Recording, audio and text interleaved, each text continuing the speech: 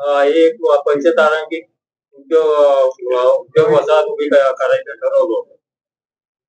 मार्गदामाने रामपूरच्या परिसरात 7 गावं चिपळूण तालुका आणि पुढची 7 गावं गुहागर तालुका. तर आता अशी परिस्थिती आहे, नुसतीच जागा पडीक आहे पण प्रत्यक्षात ते कार्यवाही होत नाही. मी माहिती घेईन आणि त्या संबंधी तिथे कुठली इंडस्ट्री येऊ पाहते असेल तर त्यांना ती जागा दाखवण्यात येईल.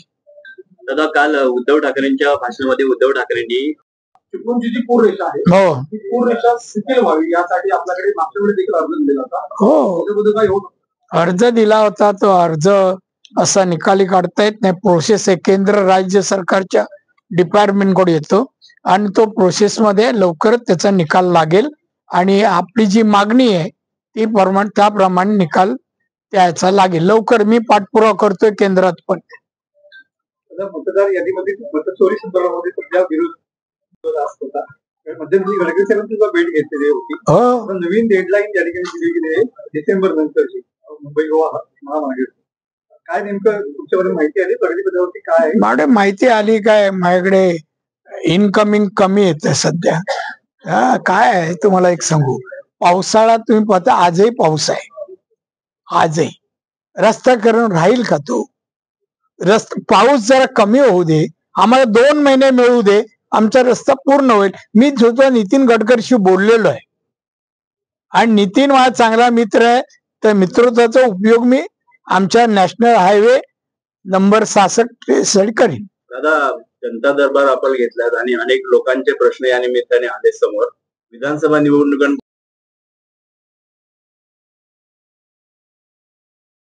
विरोधक आदित्य ठाकरे सुद्धा काल कुठे? कोण आदित्य ठाकरे? काय आहे त्याचं विधायक सामाजिक? काय सांग ना. काय नुसतं आपलं उद्धव 5 पैशाचं काम नाही आणि ते टीव्ही आणि चॅनेलवर अक्काशी ठाकरे कुटुंब एकत्र आपल्या घरीच जातात ना ते लोक. रे काय दाखवता ते मातोश्रीवर राज ठाकरे गेले हे ते, दुसरं काही दाखा. लोकहिताची कामं विचार ना तुम्हाला, एक नाही कुठलाही विचार. हे काय आहे? मला त्या ठाकरे याच्या संबंधी एकही प्रश्नाला मी उत्तर देणार नाही. नुकसान झालं जास्त होता. मध्यंतरी गडकरी साहेबांची भेट घेतलेली होती. नवीन डेडलाईन या ठिकाणी दिली गेली आहे डिसेंबर नंतरची मुंबई गोवा महामार्ग. काय नेमकं तुमच्याकडे माहिती आली प्रगतीपथावरती? काय मॅडम माहिती आली काय? माझ्याकडे इनकमिंग कमी येते सध्या. काय आहे तुम्हाला एक सांगू, पावसाळा तुम्ही पाहता आजही पाऊस आहे. आजही रस्ता करून राहील का तो? पाऊस जरा कमी होऊ दे, आम्हाला 2 महिने मिळू दे, आमचा रस्ता पूर्ण होईल. मी स्वतः नितीन गडकरीशी बोललेलो आहे आणि नितीन माझा चांगला मित्र आहे. तर मित्रत्वाचा उपयोग मी आमच्या नॅशनल हायवे नंबर 66 साठी करीन. दादा, जनता दरबार आपण घेतलात आणि अनेक लोकांचे प्रश्न या निमित्ताने आले समोर. विधानसभा निवडणुकांमध्ये पण असा उल्लेख केलेला. अच्छा, त्याला बघ काय चांगलं बोलता येतं. उद्धव ठाकरेला शुद्ध चांगले विचार देता येतात.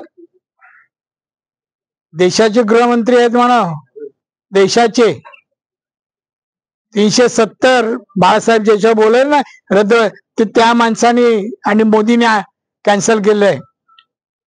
अशा माणसाला तो काही तोंडाला येईल बोलेल, त्याला चांगलं बोलते तुम्ही. खरं त्याला नाव पण घेऊ नका हो. नाव घेण्या लायक पण नाही माणूस तो. विकृत माणूस आहे, विकृत. मी शब्द देतो आता. संजय राऊत असं म्हणताय की भाजपवाले कुबड्यांचा वापर करतात आणि कुबड्यांचा वापर झाल्यानंतर फेकून देतात. हा त्याचा अनुभव आहे. आता संजय राऊतच कोबडी बनलाय शिवसेनेची. तो जरा म्हणा थोडे दिवस जाऊ देते, फेकून देतील. भाजपचा नगराध्यक्ष होईल वाटत बिट्ट नाही, आणायचा प्रयत्न करणार. वाटत बिटत नाही मला काही.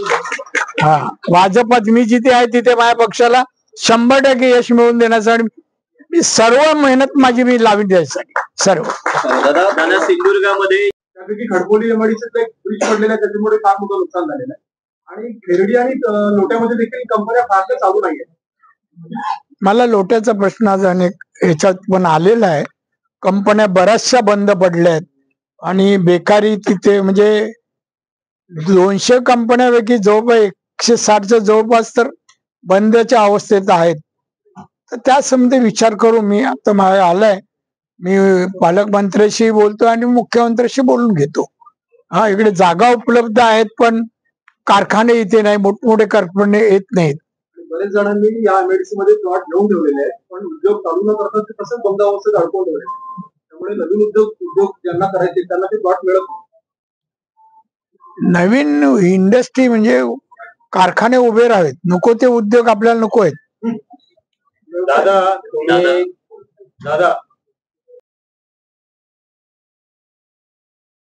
जनता दरबारमध्ये आले तर कोणत्या प्रकारची लोक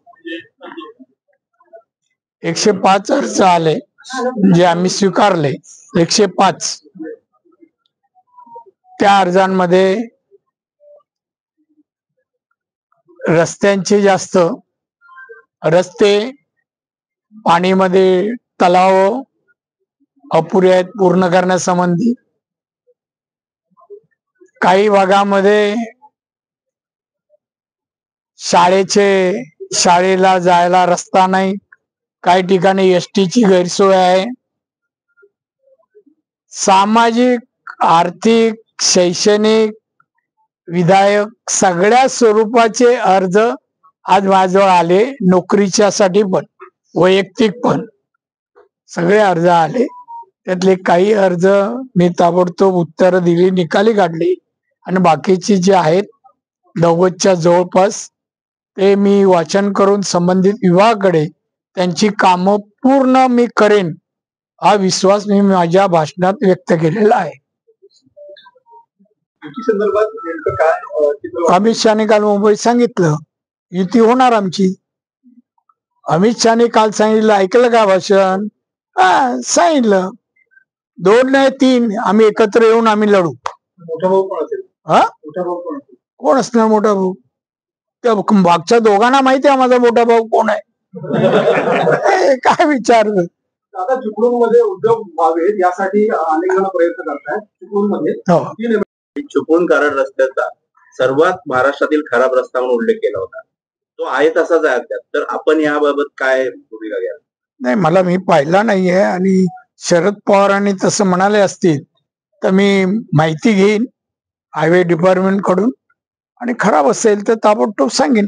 आता त्या PWDच्या अधिकाऱ्यांना मी रात्री बोलवलंच आहे 8 वाजता. मला माहिती काय इथल्या पण आपला इथला पण हायवे आणि अन्य महाराष्ट्र, तर त्यांनी सांगितल्याप्रमाणे सांगेन मी, पूर्ण करा.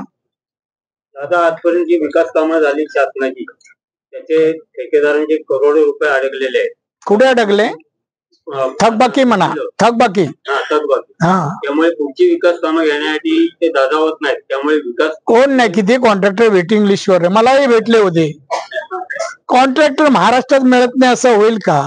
आपलं बजेट माहिती आहे ना, अबाव 7 लाख करोड आहे महाराष्ट्राचा. त्यांचे आजपर्यंतचे काही थकबाकी शिल्लक आहे कॉन्ट्रॅक्टर अनेक लोकांनी. माझ्याजवळ पाठवा, मिळून देण्यासाठी म्हणतो.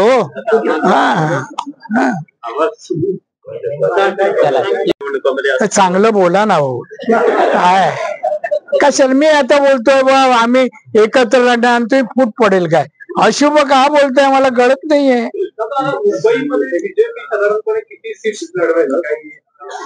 नाही, आता गेलो का अभ्यास करतो आणि मग सांगतो तुम्हाला.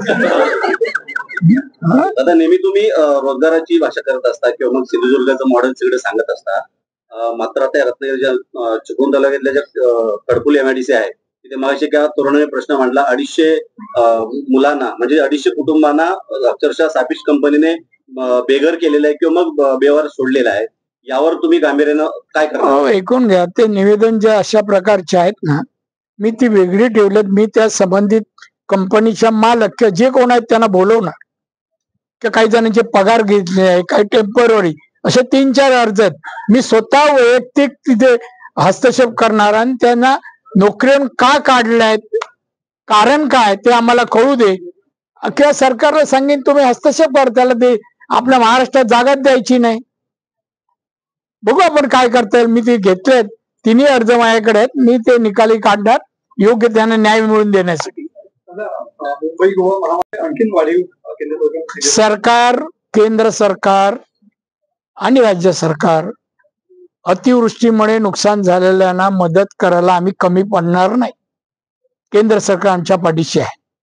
तर कोकण, विदर्भ किंवा मराठवाडा असेल तिथे ओला दुष्काळ जाहीर केलेला असेल किंवा मग सरकार पॅकेज जाहीर करत आहे. मात्र कोकणामध्ये मुख्य पीक भात शेती आणि नाचणी आहे, ती आता सध्या पाण्यात दिसते. याच्यावर कोकणातल्या ऐकून घ्या, आम्ही सर्वे करायला सांगितलेलं आहे. सर्वेचा रिपोर्ट येतात, जर नुकसान झालं असेल तर तिथे झालं तर इथे का महाराष्ट्रामध्येच आहोत ना आपण, इथे पण ते होईल. पण जरा येऊ दे ना, सर्वेचा किती टक्के वगैरे जरा कळू दे नुकसान झालंय ते. शेतकऱ्यांची सरसकट कर्जमाफी व्हावी, सातबारा कोरा व्हावा म्हणून बच्चू कडू सुद्धा आज आंदोलन करतात. रामटेक सुद्धा ते कूच करण्याच्या तयारीमध्ये आहेत. पूर्ण कोण बच्चू कडू, कोण आहेत ते? तू कोणाची पण घे, तू काय आमच्या रत्नागिरीत आहे काय, काय बांगलादेशात आहेस? काय विचारतं बच्चू कडू? त्याला काय आंदोलन हवं लागतं? कधी झाडावर चढतो काय, कधी याच्यावर चढतो, ते नेहमी तेच असतं त्याचं. चांगल्या लोकांचं नाव घेत नाही. बच्चू कडू काय, आदित्य ठाकरे काय, अशा लोकांचं नाव घेत, उपद्रवी. अनेक